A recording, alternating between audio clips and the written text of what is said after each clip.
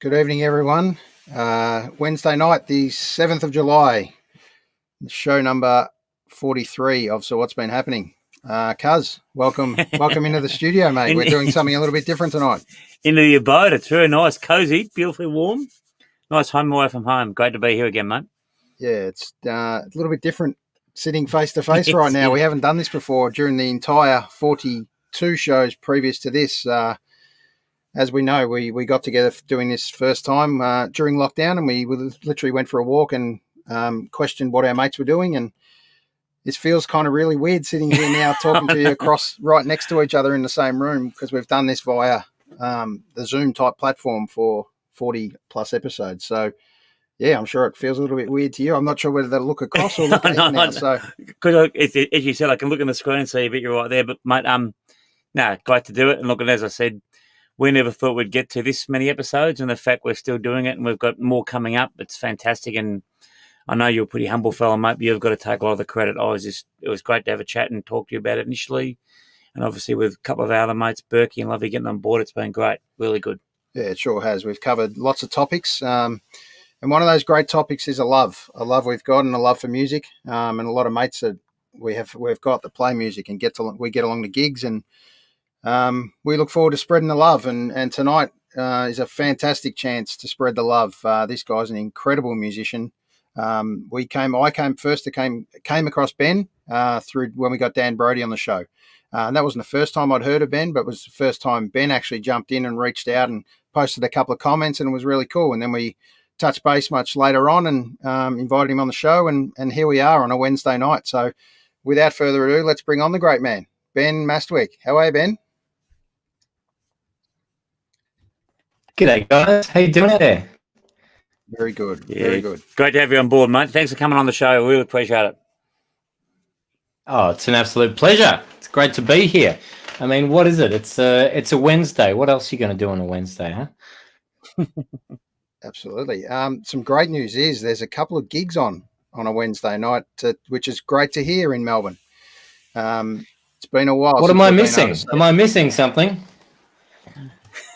Yeah, well, we can check out after the show and meet at Brunswick Ballroom, because we've got Davey Lane there with Phil Jamison, which will be a ripping gig. Ooh. So can we finish this interview early and just head on down there?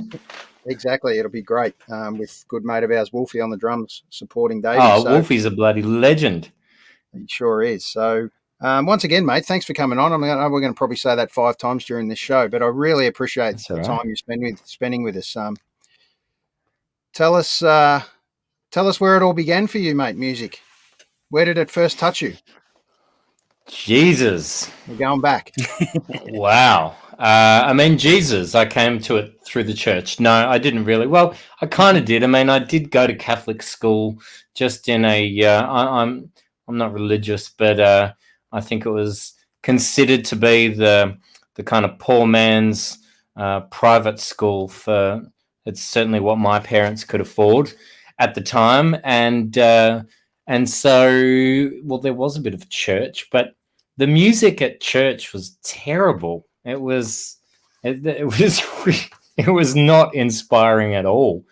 So luckily, I had family members that were kind of cool and in bands, and turned me on to some really great music from a really young age.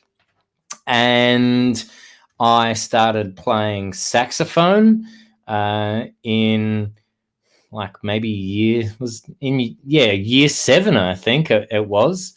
Got in the jazz band there, and then realized like this is going back to the 90s, and I was a huge kind of Nirvana fan and into that whole kind of scene. I swear if Kurt was still around now, he would be considered Americana, I think. You know, if you look at where he was going, like the trajectory with the New York Unplugged stuff, and you know, that really was Americana way before that term was being used. Yep. And I think it's interesting when you look back at that kind of stuff, because if country music is 3 chords and the truth, as it's often called, I think a lot of that kind of grunge stuff was as well. So I think it certainly satisfied my angsty teenage needs at the time, but it also led on pretty easily to my interest in songwriting. And I was really interested in, like, I loved making music, but I was never somebody to kind of sit there and practice my scales, and I wasn't trying to perfect being a musician. I was really interested in making songs and putting a band together and kind of creating these musical experiences and spaces. So I guess that is where the spark kind of happened musically. So you mentioned a couple of family members there that were in bands and caught in the phase of music. So anyone in particular that within your own family that made you pick up a guitar, and when did the guitar sort of kind of take hold for you? Well, I think it was in about year 9. I was really keen to learn the drums. This is in music. This is in music class at high school. The drums just looked like the most fun. And so everybody was changing instruments that year, and I decided I'm going to play the drums. And everybody else in my class decided that they wanted to learn guitar. And my music teacher at the time, I understand this as a teacher myself, I can understand this. Oh, I lost a bit of vision there. There I am. As a teacher, he decided that no, everybody was going to learn the guitar this year to make it easier for him, and that's really where the guitar started for me.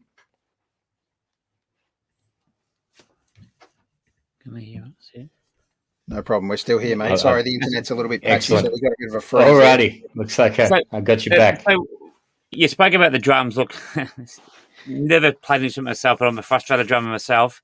As likes to hit the sticks and the skins a bit as well. You spoke about your family members and the influence they had. What about and you spoke about Nirvana and that sort of scene. What about any other outside influences, Ben, that you sort of thought, geez, that could be one day I'd like to, that would to be me? You said about the songwriting, but up on the sort of stage, what sort of artists really sort of got you going along that? Yeah, wow. Well, yeah, I think like the songwriting was kind of, I don't know, I guess my parents were young and they were into really cool music. They were into things like Lucinda Williams and getting onto things like I grew up on Nick Cave and Paul Kelly and Lucinda, and they were, I guess, some of the pillars of stuff that we were listening to at the time. But then in terms of stage experience, my stepdad always played in bands, and I got to kind of see the whole process growing up. From like, I got to go in the studio and I got to go to gigs and I got to do merch and I got to see records be pressed and photo shoots happen. So I really kind of got to see the whole thing just growing up. So it felt really natural for me. And I guess when I had those creative urges and wanted to get into making music, I had a decent understanding, I guess, of what was involved in actually doing it. Great. Yeah. Can you remember the first song you wrote, Ben? Oh, wow. Well, I don't know if I remember the first exact song that I wrote, but I had a really, really great buddy, and every day we went to school together, and we'd get on the school bus, and it was about about a half an hour trip from, this is up in South Gippsland. So we went to school in Leongatha, and we lived in Wonthaggi, and so we'd catch the bus home, which was always a bit of an experience. Country kids on the country school bus, but then we'd go back to his place every single day without fail and write songs. So one of the first songs that I think that I wrote that I then did something with was pretty dark, grungy, kind of loud, soft kind of thing. It was called Mortal Anxiety. Nice. I was a pretty dark teenager. I was going to say that's pretty deep for someone Sounds like in the country there out in Wonthaggi way. a good movie title. Yeah, I would watch that. Well, it was funny because I had this really strange dream at the time. There was in Wonthaggi, it's an old coal mining town, and there were these huge old dilapidated coal mining structures, and we used to go down there and kind of mess around and stuff. Really, really beautiful, spooky kind of places. But I had this dream one night that I was there, and everyone had gathered at this site, and I kind of ran in to find out what was going on, and everyone like pointed up to the sky, and there were these 3 huge moons kind of oscillating in and out, closer and further from the earth, and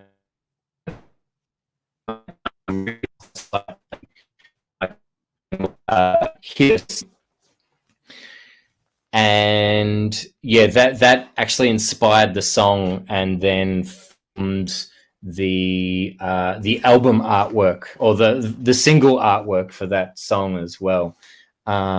Which, yeah, I don't know, there was some weird twisted stuff going on in my head, and it was lucky that I had music as an outlet, because otherwise, I don't know, I would have just gone out and done crazy stuff. I reckon I wasn't into sport, so I didn't have that outlet. So yeah, in a small country town without music, I reckon I would have been big trouble. It's interesting. A lot of the guests we've had a wide variety of guests from different fields, sport, music, like yourself, a lot of different areas. But the common thing, we started this as a sort of what people are going to be doing as the sort of pandemic and the COVID first hit. And it's interesting to say that the number of people we spoke to, not only during the pandemic, but with the music or their sport, how that gave them a real outlet, like that. And once they found their passion, how it became almost an all-consuming passion. So it's great to hear you speak about it like that.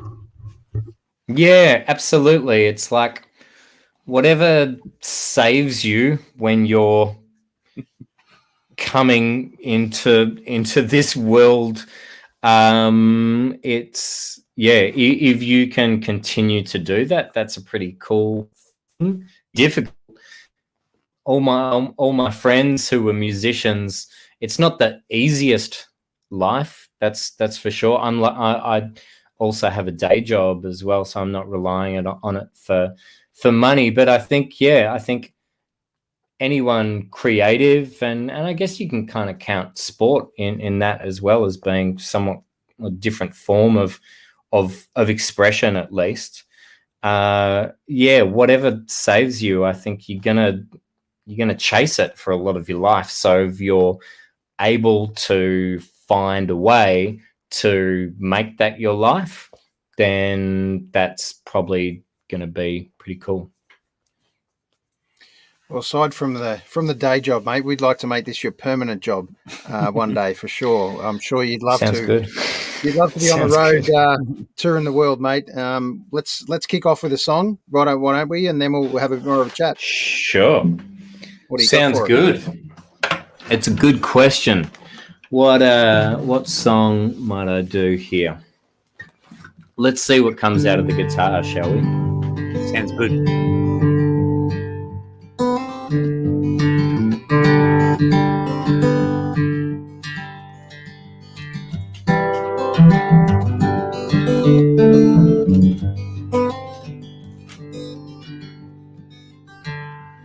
came out from the city to explore a little country, taking in everything.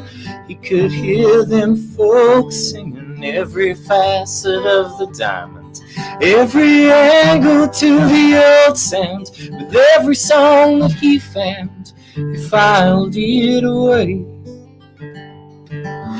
And he swore that he'd come back someday and chip away from that town, get back down with the old crowd he met along the way. But the city held him down in a life too rough to mention, and he rarely gave attention to the troubles of his heart.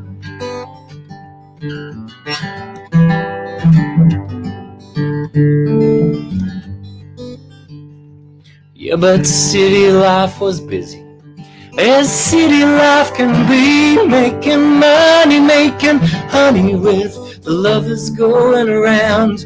Yeah, but every now and then, you know, he'd pour himself a whiskey and pick away at his guitar until he found that sound.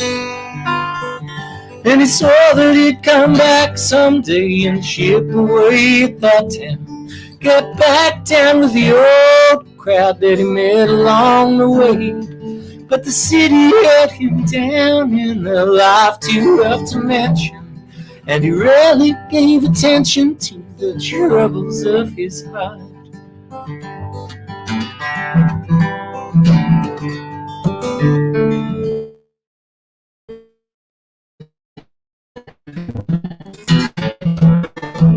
The song has a way of folding things you barely even know.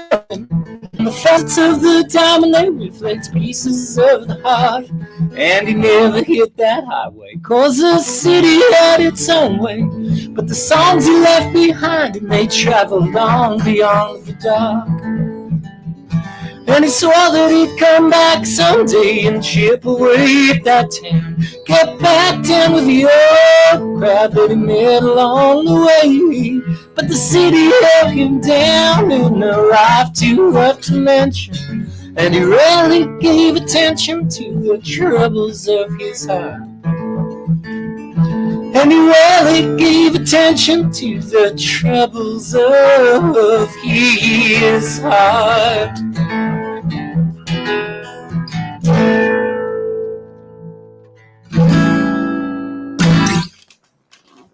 Beautiful, mate. Fantastic, mate. Really good. Oh, thank you.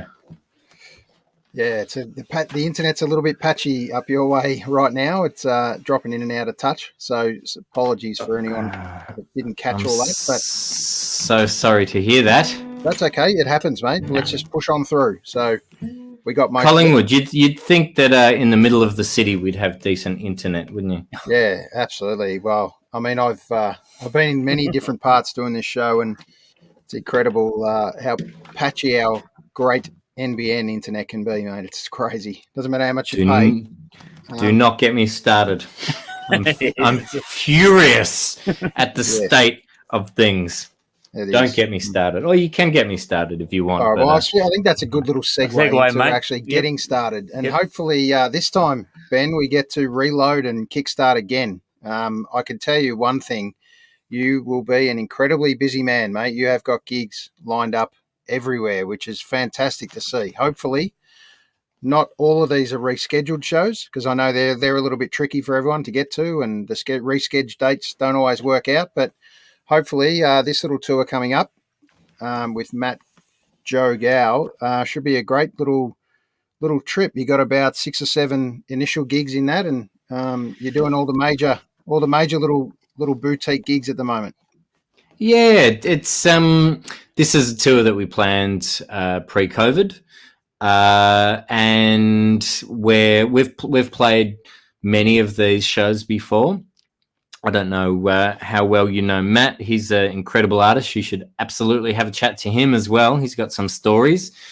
He has he's been over in his homeland of New Zealand throughout this whole situation, and he's been touring extensively around New Zealand, but he's a Melbourne boy. So we have, we planned this tour over a year ago, and we're finally getting to do it. So for him, he's getting to be able to go out and, explore his city that he's spent most of his kind of musical career in, being Melbourne, I think, and go out and see some friends. And yeah, we're really looking forward to doing these shows together. We'll be mixing it up a little bit, kind of playing some songs together and telling some stories and such. But yeah, it's been a long time coming, and we're really excited to be able to finally get out and just keep it to Victoria. It's right now it's a great place to be. Absolutely. Hopefully that worked out. Yeah, totally. So fingers crossed. On Sunday the 11th, we kick off to Brunswick Ballroom, which is a fantastic little venue, being refurbed recently. Then off to Macedon. If you don't know, Macedon had that little fire a couple of weeks ago and ruined that back or front bar area, which is a real shame. So they're doing all their gigs out of that back room at the moment. But great sound at that place. Then off to Archie's Creek. Fantastic venue, obviously. Major Tom's, another one. Geez, you got a few good ones here. Personally, I haven't been to the other three. Bittern House Concert. Well, that one's just a house concert. But Saints and Sailors is one of my favourite venues that I discovered in recent years. It's got a fantastic stage, and they're super friendly and great vibe in the room. And you look across, looks like I've lost you again. Hopefully you're still hearing me. I just saw my camera cut out and I'm back. We got you back. Fantastic. So just tell us a little bit about that venue again. We just missed the end of it. Yeah, Saints and Sailors, Port Arlington, one of the best burgers I've ever had.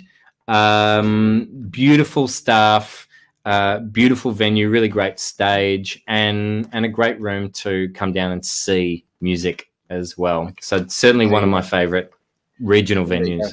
We're going to add that one to the list and try and get a few boys down there on a little road trip down to Port Arlington. We might get the ferry down. Why not? Oh, yeah, definitely do that. I did that not long ago down with the wineries down there. It was fantastic. So is that a night gig? That is a night gig, yeah. Okay, perfect. We might have to look for somewhere to crash too. So right, we'll do that. I have got a Caravan Ocean Grove at the moment. We're thinking of selling it, but I have got one at the moment, so we might have to just sneak that one more visit in before we get rid of it, mate, so we can come down and see you. That sounds great. Yeah, bring the caravan out. We can party in it after the show. Yeah, look out. That could be dangerous. So obviously lockdown was a bit of a hard phase for all musicians, not only musicians, venues, and we're really reaching out to a lot of venues at the moment. So if you can get out and about this weekend, please do. Hopefully this capacity slight change can make a little difference, if nothing else, and give people some confidence to get back out there. So if ever a venue, bar, cafe needed your money right now, now's the time. So get there, pour a beer, get a burger, and listen to, but most importantly, that gives the venues the confidence to book more acts like Ben. And that's what we need. We need shows to continue. So get out there. Yeah. What else? Well said. For us, Ben? What else have you got for us? Let's kick off with another one. Another tune? Why not? Yeah, why not? Why not? All right. Well, I might do the title track off my record, my latest record. It's my third album. This record was really fun to put out. Got a really great response. We enjoyed making it. We have really enjoyed playing these songs live as well. And there's some really exciting gigs coming up that we can't wait to get out and present some of the material from this record. This is the title track to this record and was the first single that we released from it as well. It's called "Livin' on Gold Street."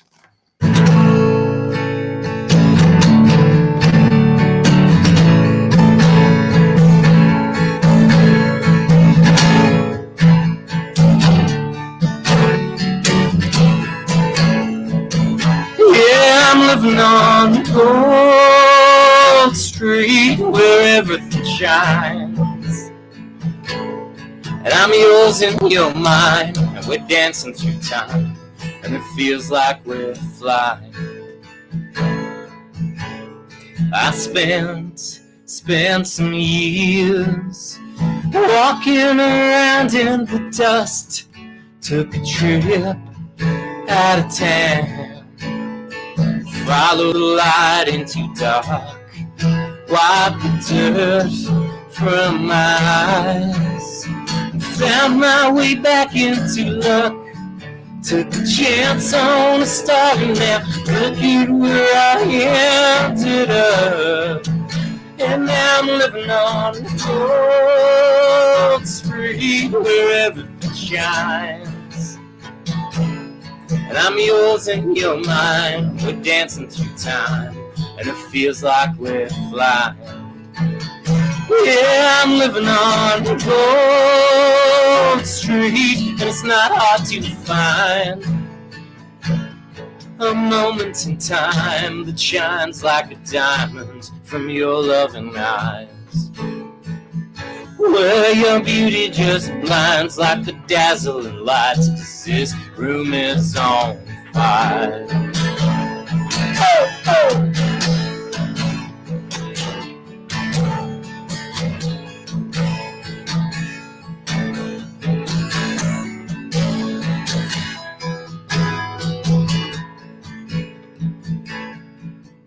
And I thought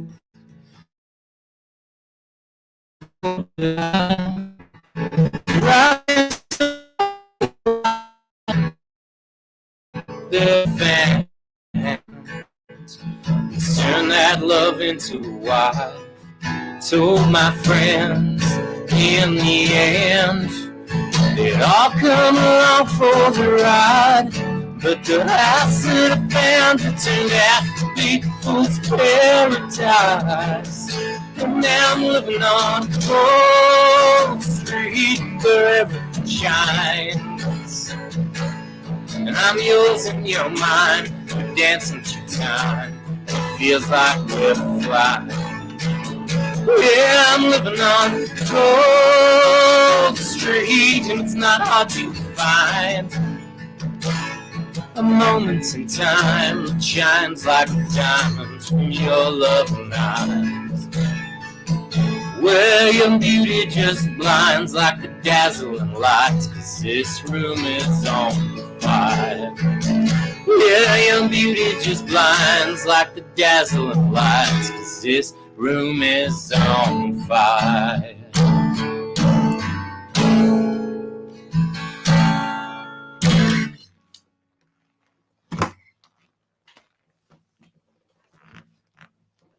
I'm hoping you're still out there. No, we are. We're still here, mate. That was great. Now, you said you're living in Collingwood. Is there a Gold Street in Collingwood?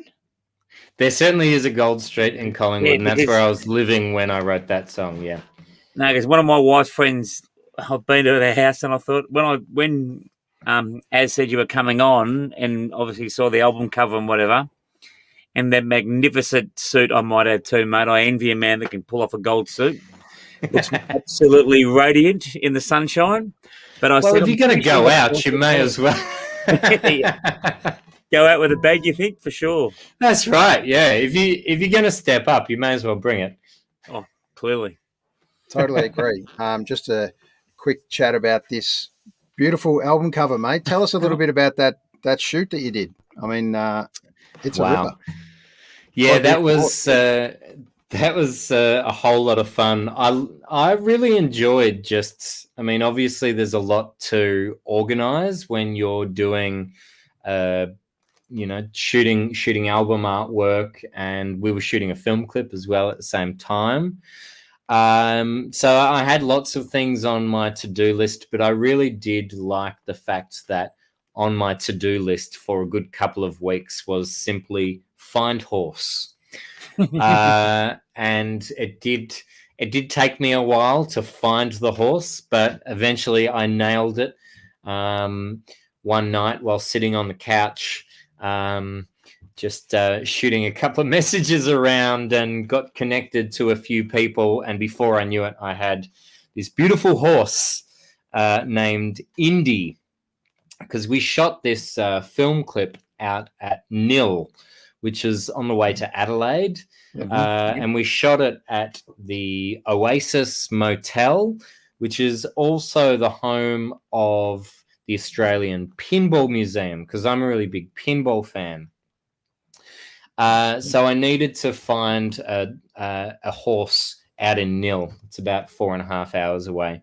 And I found this beautiful Palomino named Indy, and the horse is kind of as close to gold as a horse gets. And the wonderful keeper of the horse came out and met us at this beautiful salt lake at about 5 a.m, so we could shoot the clip. And I rode around out there for a while, and that's where that cover shot was taken. But then the director of the film clip decided that for continuity, to bring the whole clip together and to have it make sense, we needed to bring the horse back to the motel. And this is how great my team was at the time, because the first I knew about it, after just kind of cruising around on the horse, was that it was happening. Jump in the car, we're taking the horse to the motel, and you're going to cruise around the motel on the horse, which we then did. And yeah, you can check that out in the film clip for Chicken and the Egg, which is the last film clip that we made. But yeah, man, that was so much fun.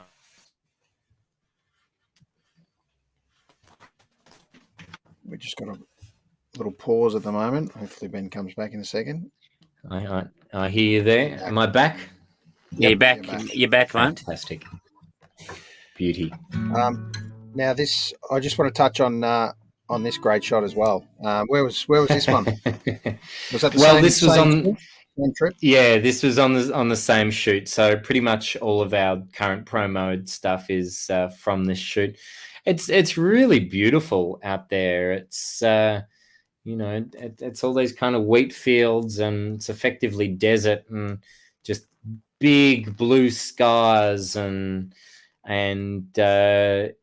just lots of blue and gold and red, and yeah, really, really beautiful place. Oh, it's making me nostalgic. I want to go back to Nil. I want to go back to the Australian Pinball Museum. We're coming. We're looking to organise a big show out there. It's something that we spoke about straight after we shot that film clip, but then just with kind of all the kind of troubles and such, the team out there aren't really ready to kind of commit to anything yet. But we're hoping that in the not too distant future we can take the band up and maybe take a couple of other acts as well, and do a bit of a special gig out at this place. You guys should come. That sounds great. Sounds pretty good, mate. Yep. Might be. You look like the kind of. You look like a couple of guys that would enjoy pinball to me. Yeah, absolutely. Oh yeah, I'm a classic pinball fan, mate. Absolutely. Yeah, spent many 20-cent piece at the fish and chip shop back in the day, mate, in the pinball machines. Who knows? It could be the resting place for the caravan, mate. Who knows? Oh, I like that. All right, well, it's a date. I'm going to hold you to that. Righto, we look forward to that. Okay, for sure, mate. Let's go with one more, Ben, and then we'll have a little bit more of a chat. Sure thing. Alrighty. Well, I've been playing this Glenn Campbell song recently that I'm really enjoying. So I might do Wichita Lineman for you. Oh, what a great song.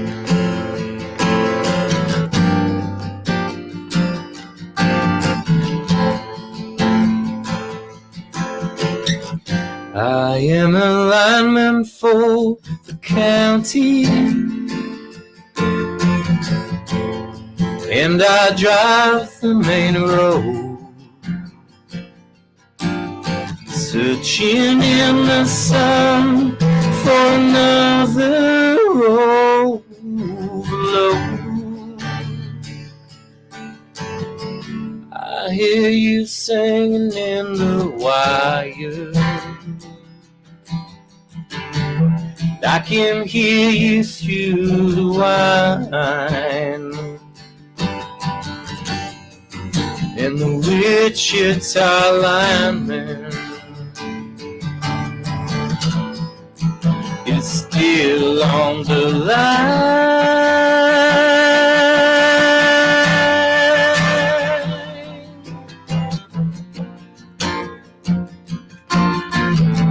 You know I need a small vacation,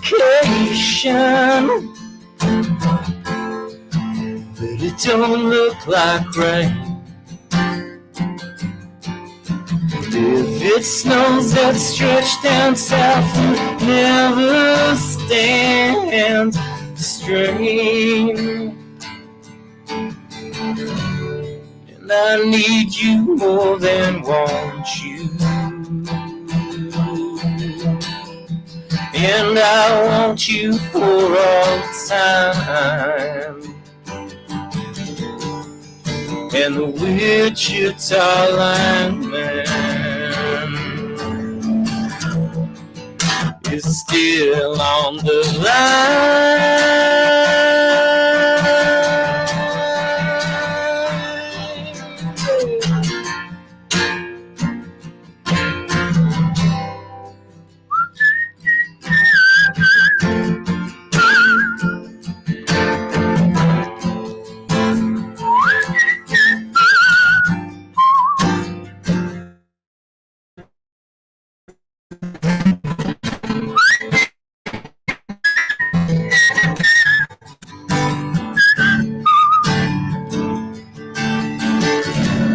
And I need you more than want you. And I want you for all time. And the Wichita lineman is still on the line.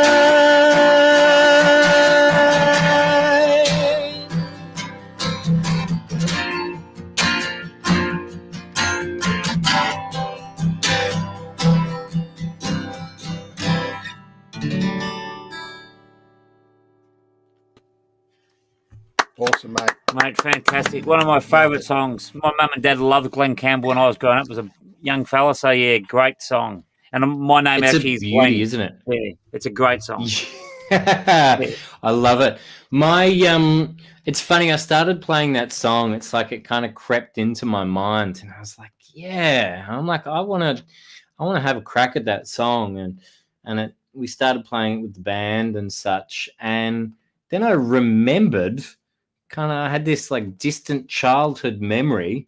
My grandfather used to work for the SEC, which was like the electricity company, as a lineman. There you go, yeah. And he used to say that song was about him. And obviously that planted that song deep in my kind of psyche. But I'd honestly completely forgotten about it until I started playing it, and then it kind of came back in. And I was like, "Oh, right, cool. This is for my pop." The granddaddy Mastwyk, who's now off at that big barbecue in the sky. But yeah, that was nice that he planted that memory in my head as a child. Thanks, Jerry. Now, Ben, of all the guests we've had on, and we've had some wonderful guests, and you hold your place in our list of guests very well. I asked them all one question, and you can have people living or dead. 5, you're having a dinner party, you're the host. You can bring 5 dinner guests. Who are the dinner guests? Wow. Alrighty. Let's see. All right. Well, I'm gonna go. Why not get Glenn at the dinner at the dinner party, given, you know, if I've in this game, in this bizarre reality that you've thrust me into, if I've got the power to summon people back from the dead, Yep. I reckon Glenn's at the table. I got to have Willie, just you know, because I just reckon he's somebody that I would just absolutely love to meet and hang out with. He just looks like a great guy. I'd bring Waylon back. All right, this party is going to be messed up. Like, this party is going to be big trouble, because I'm also bringing George Jones back as well. Okay, yeah. That's 4 people, and it's a bunch of blokes at the moment. So I reckon I'd probably invite Dolly as well to my dinner party. That would be, yeah, wow. Now I want to do it. So we got Willie, Waylon, Dolly, George, and Glenn Campbell. Wow. Yeah. I mean, I could keep going. But the thing that makes me laugh every time I ask the question, Ben, and it doesn't matter which guest I've asked, not one of the guests has mentioned a significant other. They've spoken about all the people. Not one has said, "Oh yeah, I'd like to bring my wife or my girlfriend or my partner." They've all gone with that guy over there or that one over there. So which makes us laugh. We have a bit of a chuckle. Well, you know, look, I had dinner with my significant other 20 minutes before speaking with all you guys. All good, all good. So got to freeze. I'm coming back. I can feel it. That's a good stop frame there. Can you hear me when I freeze? Yeah, You can. Yeah. Yep. This time okay. If I freeze, I'll just keep talking, and hopefully I freeze on a cool face. Picks up. One thing I wanted to touch on was a pic I came across on your wasn't part of your publicity kind of shots, and you probably used it as a publicity shot for a while. But I just want to bring this shot up, and we're using it as a background tonight. But for me, I don't know if you've been told this, but that is an absolute Eddie Vedder moment right there. A young Eddie Vedder. Yeah. Obviously, we talk early 90s, but I don't know if you've ever been told that. But that shot there, what do you think, Cuz? I mean, it's an absolute certainty. No, I haven't had the Eddie Vedder thing. I think I've had what's his name? Is it Brendan Fraser, the guy from the Mummy films? The Mummy. I've had him. I've had Jim Carrey. Okay. But most distinctly when the latest incarnation of A Star Is Born came out. You remember that? And what's his name? Bradley Cooper. Mr. Cooper. Bradley Cooper. He was kind of like, I do wear a lot of denim, and I think at the time I was pretty much wearing exclusively double or triple denim all the time. But people, I personally didn't kind of see the likeness at first, but everybody, like, people were messaging me out of the blue. My nan texted me and was like, "Oh my God, I saw that movie and I couldn't stop thinking it was you, and then you killed yourself and I got really upset." Sorry, spoiler alert if you haven't seen it. Yeah, definitely a Vedder gaze in that shot. Thanks, Naomi. I was never a Vedder guy. I was always a Cobain guy, but yeah. Just looking, Ben, as I'm looking at it now, because Az and I, I'm very good mate, but we often catch up at coffee, and I love the people watch. Now, I hope this doesn't put you in a bad light, but another Australian artist, is it Rick Price? He did a version of "Don't Walk Away, Renee." Pretty sure his name is just look without the mo, but I'm just with the angle. You're talking 80s. I am old. 80s. Yeah, Rick Price. I'll have check a look. him out. Just that pose. Just on the. Can you see that? Well, let me tell you. Ben's cutting his own solo phase here clearly. for sure. But it was just, mate, it really got me, and I noticed it probably more in that Veta shot where I'm talking about, literally in the background now. If you look at the whole overall background screen, anyone, I don't know. I'm going to have to kind of find the Eddie Vedder shot now because it really got to me. But mate, it could be worse. You could look like James Corden, which I commonly get a couple of times, and I couldn't think of anyone worse, to be honest. So I'd take Eddie Vedder any day. Yeah, I won't tell you some of mine, mate. I used to play footy for many years, and I've got quite large ears that stick out a fair bit, as you can see, and the cap pot doesn't help. I used to get they're massive. They are freakishly big. Thank you very much, mate. Well, when my two lovely sons were born, my wife said, if they come out with ears like yours, they're going into the next ward to get them stitched on. So, yeah. So, mate, I'd take you Eddie Vedder, and you'd be pretty happy with that. A good mate of ours, Dave Cosman's jumped on the Rick Price wagon as well, mate. So you're going to have to look him up now. Yeah. Might be a tribute show. I'm going to have to check him out. There you go. What else you got coming up, mate? I know you got is there another recording in the phase, or what's happened after COVID for you, and what have you got in the kit bag? What's coming up outside of this tour? Well, look, I'm already getting. We're pretty much, the whole year is booked. Pretty much, we've got some exciting some exciting festival announcements that we'll be making over the next month or two. And then ultimately for kind of folk in the country kind of realm, it all kind of leads to Tamworth. So Tamworth comes around there.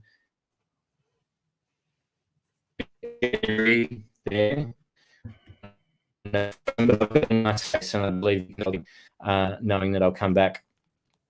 Tamworth comes around, I think it's January 21st every year, and that's like country Christmas.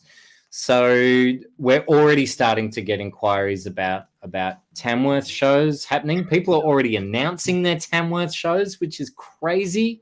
Right. So I've just got a very full dance card, and am going into it just knowing that some of it may be disrupted just due to the state of things. I haven't let it stop me from booking and planning. I just think you just gotta keep going. So lots of shows, which is going to be really fun. But yeah, we have started work on the next record as well. So I've been writing a lot, and we have gone into the studio and started putting down some demos for the next record, which is really exciting. I love playing live, but I love recording as well. So it's fun to be cracking that one. I certainly won't make any promises about releases or anything like that, because who knows? We might all move to Mars in the next year or so. It's like anything's possible.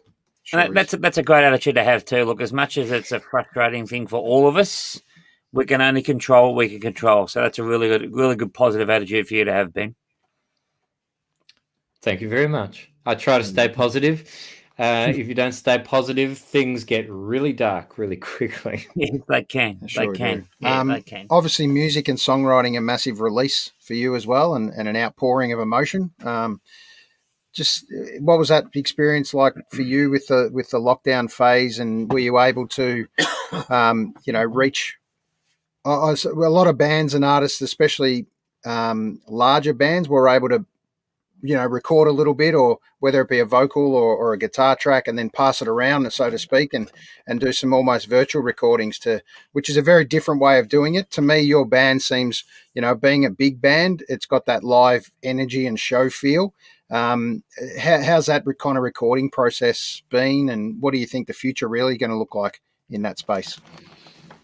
Yeah, well, I don't know. To me, there's kind of like 2 points in there, I guess. So in terms of making records, So I work with my guitarist and producer, Michael Hubbard, in his studio dubbed the Shrimp Shack. And we actually treat records very differently to what we do live.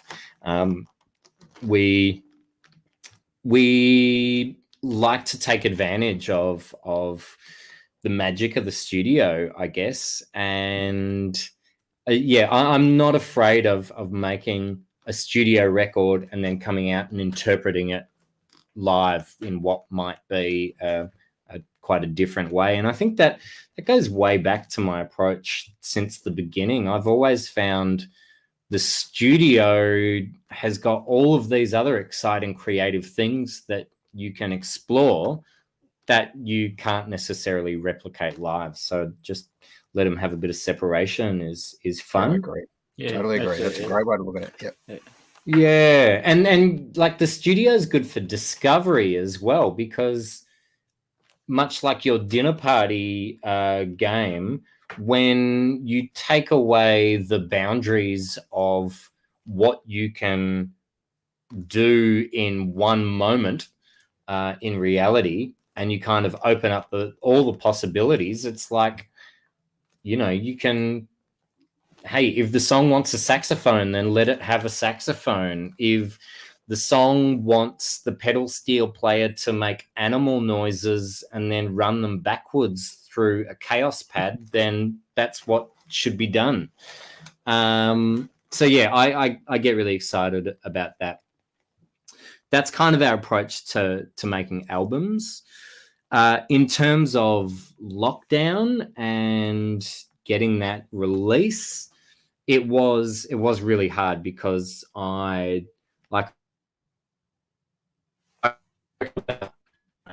can see I'm, but you can still hear me. Coming back. I reckon I went out like 6 nights last week. I love to go out. I'm very kind of social extrovert kind of person. I love to see things and catch up with people and have experiences. And most of my social life revolves around music, playing gigs, going to other people's gigs, getting together to jam or rehearse or record.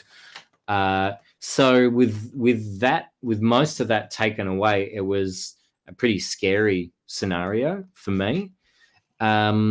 So I recognized that this was probably going to be an issue for me, and came up with a creative strategy to keep myself busy and stimulated, and so just something that I could pour all of that energy, because I was just about to go on this tour with Matt when we went into lockdown. So I decided to make a TV show. Not dissimilar to what you guys are doing, I guess, but rather than it being a true live stream, it was all pre-recorded, and then it was still streamed live. So it was, people would tune in and watch it together in real time and comment on it together. And it meant also that I could then sit back and join the chat and kind of be part of it in that way. Yep. But it was called Ben Mastwyk's Golden Hour, and it was my take on like a 70s, 80s kind of country TV show, dipping into the surreal and weird and comedic a bit as well. Just kind of mashing together some interviews and music and some little video art pieces, and getting friends to do bits and pieces, a real variety show kind of vibe. And I did, I think I did 5 episodes of that. I made 6, but didn't quite finish the 6th one. I think I broadcast 5 episodes. And every episode must have taken me 100 hours of, making stuff and editing, and then, like even just rendering out an hour-long video and uploading it and setting it up to stream. It was kind of a ridiculous venture, but it kept me out of trouble, again, just, I guess, as music was my savior growing up, that was kind of my savior during lockdown. And it was fun, and it gave me, that's where I really kind of became friends with Dan Brody. We got to talking on the phone, and he was one of the first people that I told about this idea, and he was my first guest on the show as well. Fantastic. Oh, that's great, mate. That's fantastic that you've found an outlet for yourself. Yeah, very good. Really good. And that's part of the reason. I don't know how many of our previous podcasts you've seen, but that was, well, not part of that, was the main reason that Aaron mostly drove it. But we started this to sort of just to see how people were coping with, obviously, the physical and mental strain that came with the COVID and whatever. And it's amazing. Nearly every guest we've spoken to, doesn't matter what their walk of life or what their passion is, they found that they had their downtime, and that's what they said, they had to find something. Like that, the words we hear all the time through this have been, you have to pivot, you have to try, you need to try something different, attack things differently. So that's, mate, you probably found another skill you probably didn't think you had. Yeah, it was. Well, I certainly. No, you're right. I did, and also I think as a musician, you get a lot out of entertaining people. I'm an entertainer. That's kind of my thing, and I do think that that's one of the most valuable things that I've got to give to my community, and so that kind of people need entertainment as well. I lost you there, but if history tells us anything, I'll be back in a second, and I'm back. So I'm back. So it was actually really fun to make something different and then sit there. Like, we had really great numbers of people. Like we typically had about kind of 70 people watching it live most nights, and then people would watch it back. But to have effectively a room full of people there watching, experiencing and chatting and laughing and stuff was really fun. It kind of gave me that feedback that I really crave as an entertainer too. Great. Good to hear. We're going to hit you up for one more song, and then we're going to say goodbye to you, mate. I know we could talk for a while. It's a Wednesday night, plenty of things to do. But if I could ask you one question before we go, if I could transport you now and pick up little Ben Mastwyk right now and go and drop him on a stage anywhere in the world, where would it be, and what festival would it be? What are you most looking forward to, and where do you really want to be right now? Oh, jeepers, that's hard, because I kind of feel like there's a few components to that question as well. But I feel like I need to go overseas because, again, you're creating this magical scenario that I think I need to take advantage of. Mm-hmm. So as much as I love playing at some local venues, I will be playing there soon. So I'm going to take the opportunity to kind of fly to the other side of the world. I think I got a really big hankering to get back to the States. It's been really hard watching America burn over the last however many years, and it's great to see some stability coming back to the country and stuff. But they're just, it's really difficult. But I just love it so much. I would like to go to California, please. I would like to go to California, and I'm making this. I can't name a single thing I'm doing. I'm taking a whole road trip. We're going to do a tour. we're going to go.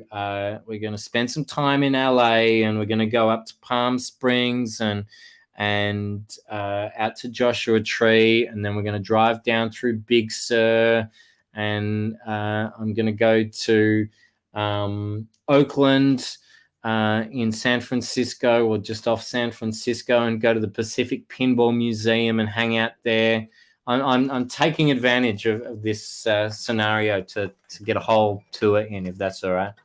Absolutely. No, sounds good. It sure is. Thanks for sharing that little wish journey with us. We look forward to hopefully you've been going to be able to do that again one day. But on behalf of Cuz and I and anyone else that watches and jumps on later, Ben, thanks again for sharing your time with us on a Wednesday night. And good luck. My pleasure. And we'll see you at a gig very soon. So let's take it out with another song. And once again, thank you. Yeah, thanks very much, Ben. Beauty. Oh, well, thanks so much for having me, guys. It's been a great time. Gave me an excuse to get off the couch after my roast chicken dinner, because it's easy to just lay back and just disappear into the night. So it's really great to meet you guys and spend some time chatting with you. I look forward to having a beer with you at a gig some stage in the not too distant future. Sounds like a plan. I'm going to do a song off my previous record. This is called Not Up for Making Up.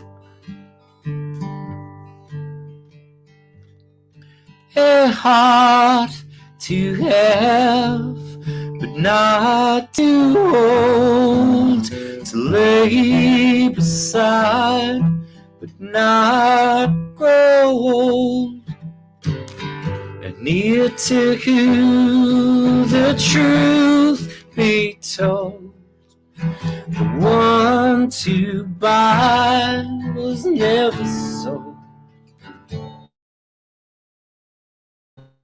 I used to hold you close and whisper in your ear, and buy you things to keep you near, but you weren't for sale. You made that clear, and now when I call you up, you sound like you're breaking up. You're not up for making up with me.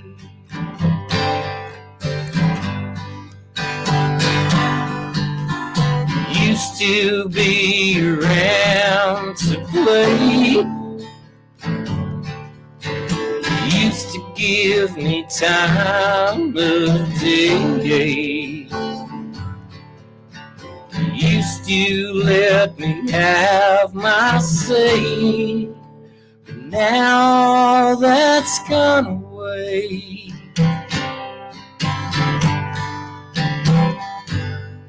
Your heart was full and made of gold.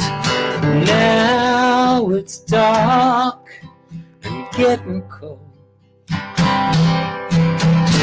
We once were young, but now we're old.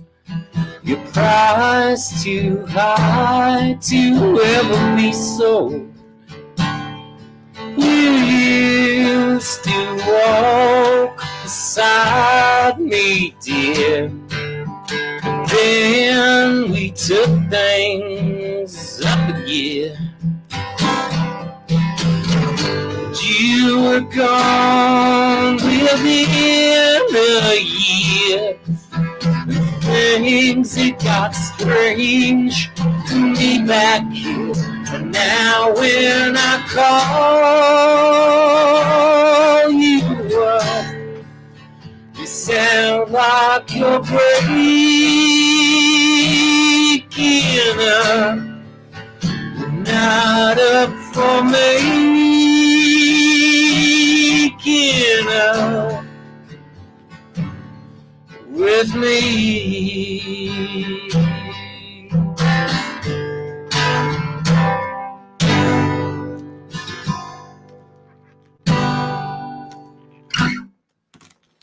Beautiful, Ben. Fantastic, mate. Really fantastic. Thanks for jumping on, Ben. Really appreciate it. We'll catch Thanks, up soon. guys. Thanks for having me. That was heaps of fun. Yeah, mate. See you around the traps. Very good.